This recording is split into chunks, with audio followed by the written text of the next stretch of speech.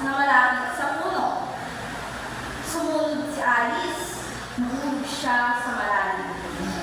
Pagdating sa Wonderland, nakarating si Alice sa isang silid kung saan may mga pinto na napakaliit para sa kanya.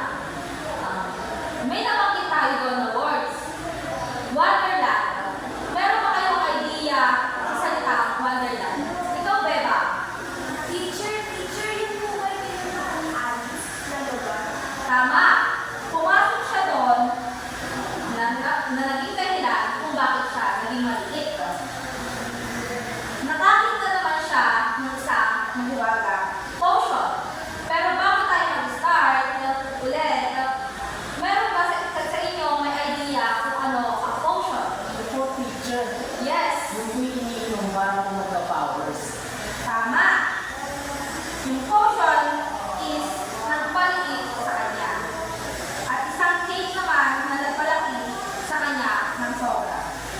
Matapos umiyak ng napakaraming luha, na naging pangit na, lumabas siya at nakilala ang iba't ibang kakaibang karakter tulad na lang ni Cheshire, na nakangiting pusa, ang Mad Hatter, na mahilig sa salo-salo ng saan.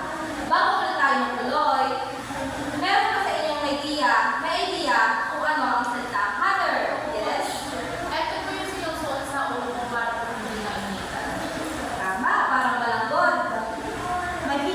Ito ay ginamit ni Alice nung pumasok siya sa napakaliit na puno. At merong caterpillar doon na naninigarilyo ng hoka.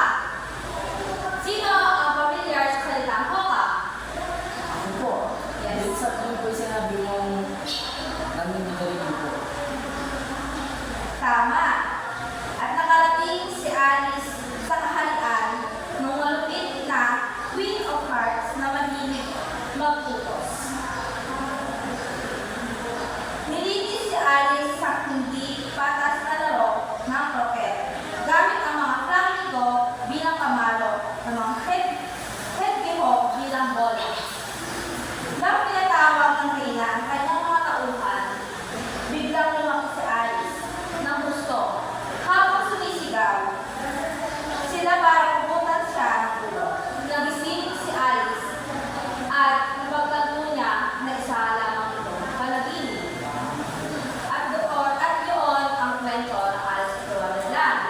Ngayon, ano ang masasabi niyo sa kwento ni Alice in Wonderland? Sino ang merong idea na natutunan sa kwento ni Alice in Wonderland? Ikaw, Beba. Ano, teacher? Huwag kang susunod sa hindi mo naman kilala. Huwag kang basta magtitiwala. Kasi kay Alice, napahamak siya. Tama. Dahil sunundan niya ang sa kuneho na